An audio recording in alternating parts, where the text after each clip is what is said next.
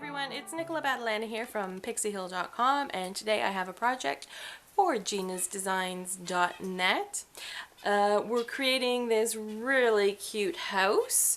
The base is from Gina's Designs, as are these adorable window frames and these layered elements and number plate there. The paper is from Robin's Nest, and most of those flowers are from Petaloo. The house takes a little while to make, I'm not gonna lie, but it looks really adorable when it's completed, and I think it's worth the effort. If I do something that you're not entirely comfortable with, or you have a better technique or method for doing something, by all means go with what you're comfortable with. If you have any questions, don't hesitate to ask. I'm happy to help. Shoot me an email or send me a message below. Also, the complete supply list will be available on the website listed in the description. As you can see, I've started filling out the inside of this house. It's not completely full yet. I'm waiting for just the right little collectible elements to really fill out this piece. But I think it's fine and dandy right now, and honestly, don't feel pressured to complete the piece all at once. Take your time and enjoy the process. The very first thing that I'm going to do to create my little house is I want to add some windows, but I want to have cutouts. Like, I actually want to see into my house.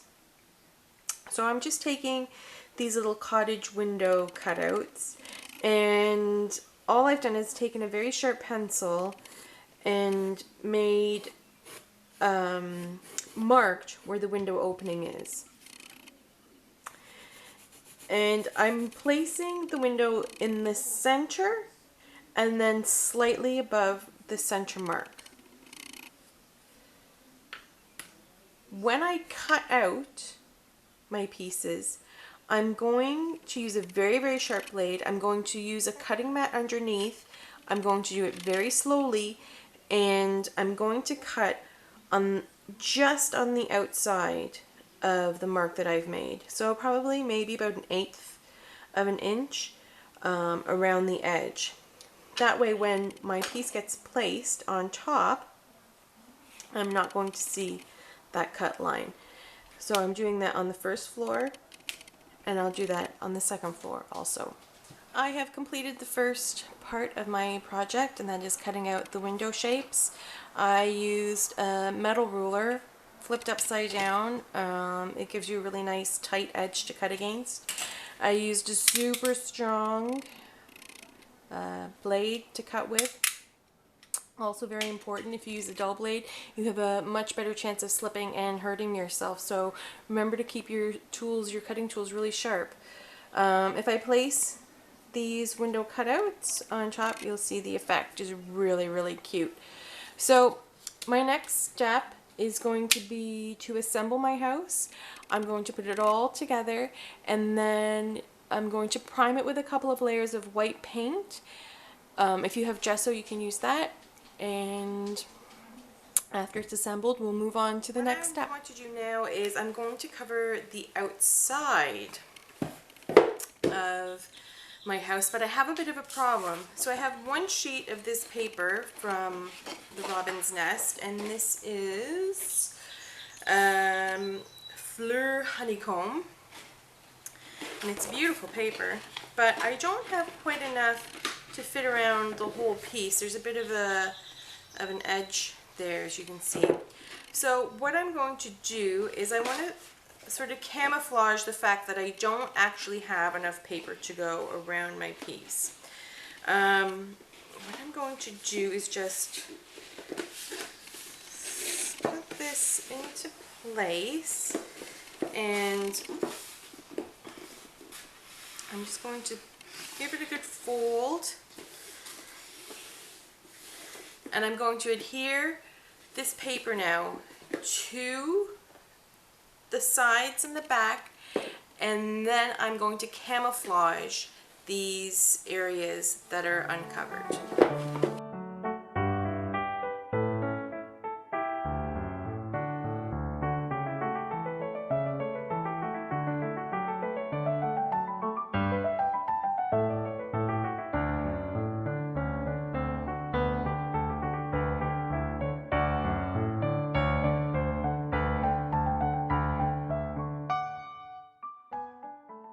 So I've applied my paper and I've let it dry, and now I'm going to cut out these window shapes. And what I'm doing is sort of feeling where the windows are and taking a very sharp blade.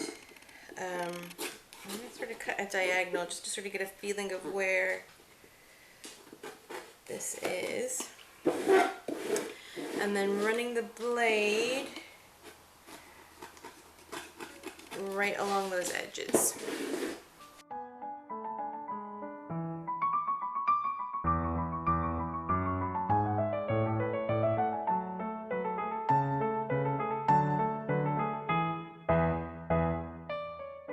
Okay.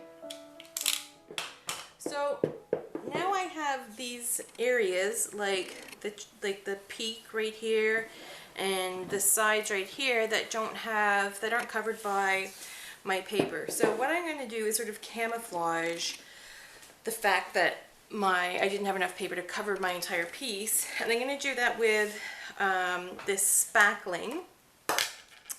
You could also do it with like plaster or some kind of like joint compound or that type of thing. And all I'm basically doing is smushing it on. You really should use gloves while you're doing this, but I'm living dangerously. This will dry clear, and it's going to give a little bit of texture to my piece. So I'm just sort of adding some random patches, and it'll just look like plaster when it's done. But my main goal is to cover up that line there. And to make it not so obvious, putting this plaster sort of, you know, all over the place, here and there, makes it not so obvious that you're just trying to clear up, camouflage that one particular spot.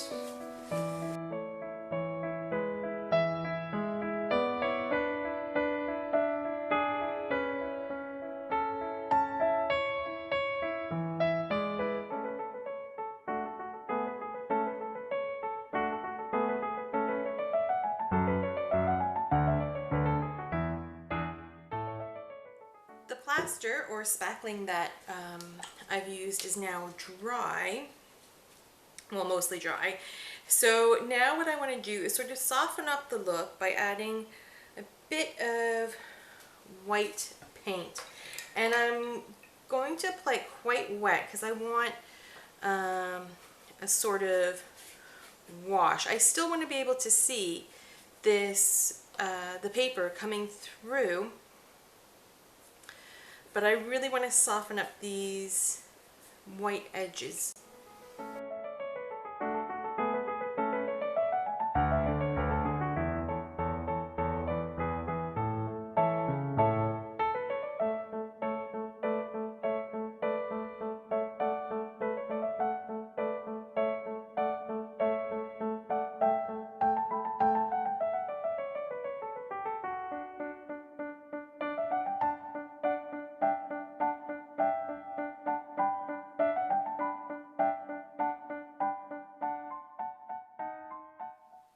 What I'm adding here is just a little bit of coffee, and this is going to soften up the white, and it goes really well with the color of that paper underneath. While the house is drying, I'm going to make some tiles for the roof, and I'm using the Robin's Nest Cathedral paper. What I want to do is just make a whole bunch of little rectangles. They don't have to be exact. If you want them to be exact, that's fine. But they really don't have to be. And in fact, I think it's kind of nice when you see a little bit of variation. So I'm very quickly just cutting some strips, about 3/4 to 1 inch. You'll notice that they're a little bit wobbly, and that's okay.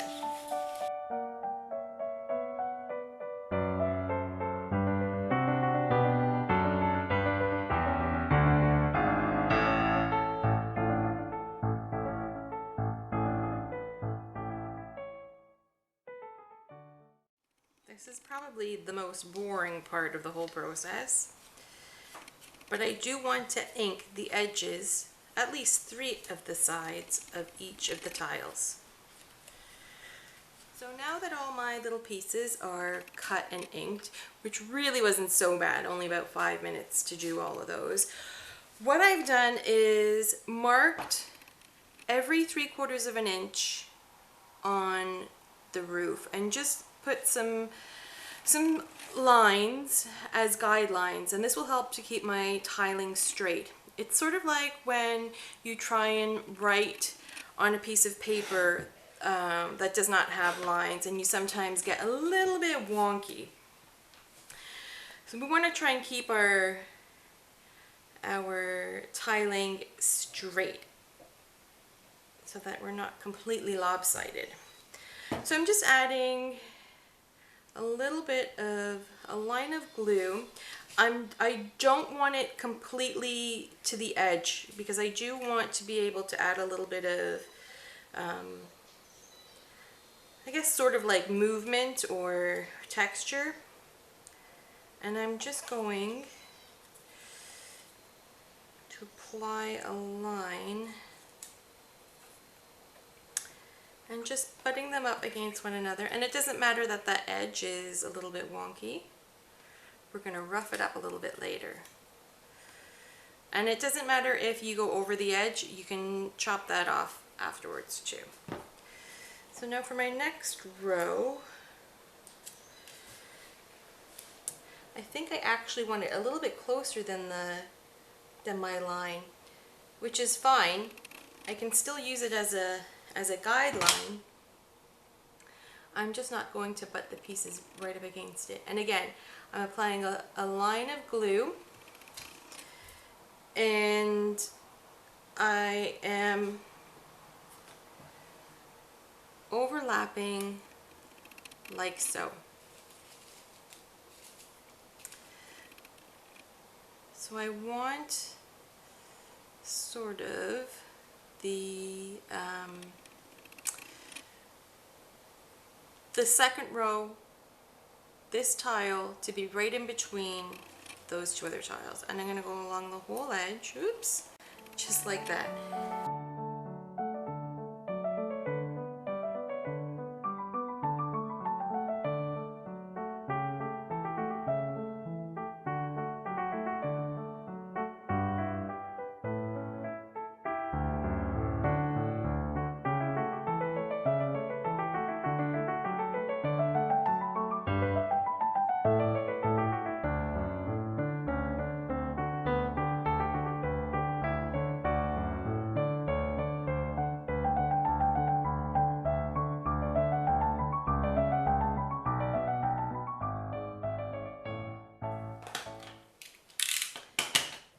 If you like to add a little bit of extra sort of interest, you can kind of just flip up and give some of the tiles a little bend, or all of the tiles if you like.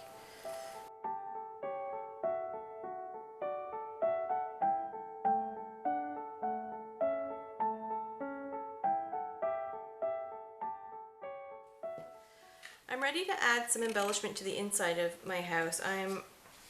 I've prepared some pieces of paper that fit the flooring of each level. This is Glitter Calamity Jane Diagonal from the Robin's Nest, and I've cut it to just the right size to fit into each layer. I'm not going to worry about doing the floor, or sorry, the walls in this piece. By all means, if you want to embellish your walls, go right ahead. I think I'm going to be perfectly happy just doing the floors. So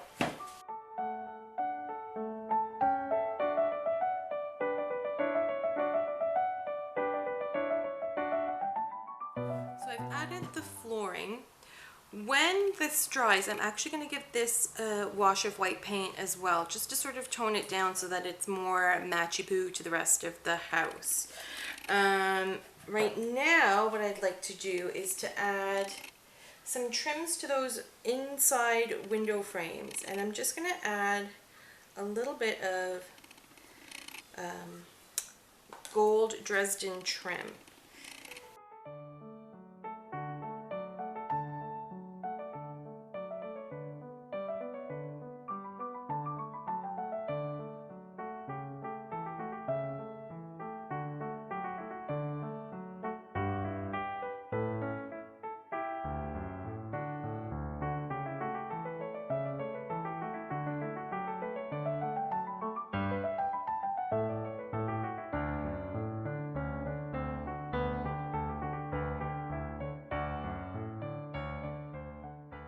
So now we're returning to the outside, and I'm just going to apply a very little line of glue around this window and the top one too.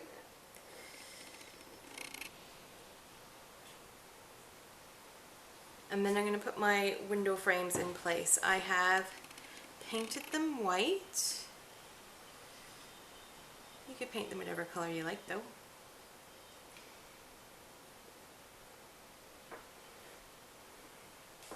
And then I want something up here. So I have these layered pieces, and I'm going to apply those to the top.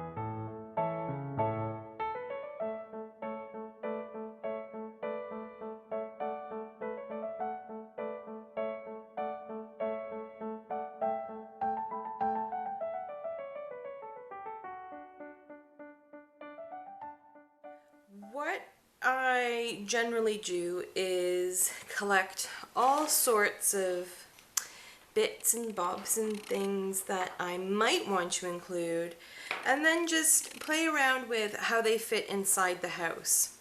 I don't really have a sort of set of rules of how to do this, or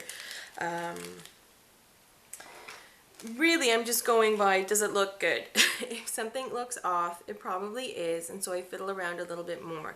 It takes a lot longer than you think it would, but I think investing the time in doing it well is really worth it.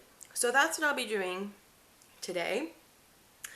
One thing I will note is that when I had done the floors in this house, I was a little bit worried because the paper was wrinkling quite a bit, but when I allowed them to dry completely, they're flat and they look beautiful. So if you're worried about your paper being a bit wrinkly, try to be patient. Try not to freak out, and hopefully yours will lie beautifully flat as well.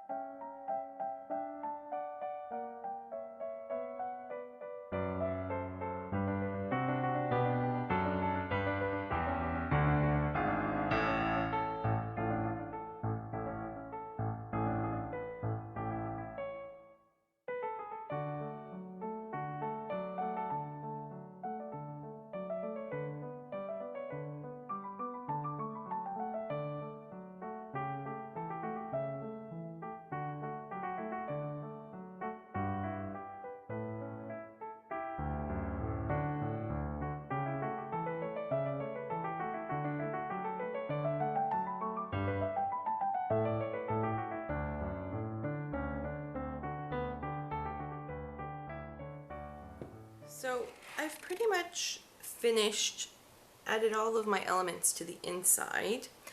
I have some spaces that I might fill out in the future, but I think for now I'm pretty happy with the way that the inside is. And you don't have to fill your space up all at once. You can leave it and add to it as you find and collect things. One last thing I want to do is this space up here I'm not entirely happy with, so I'm just going to add a couple of butterflies to just to make that space a little bit more fluid. If you're looking at your piece and something feels a little bit off, it probably is. So just fiddle and fart around and add things and take things away until they feel right. And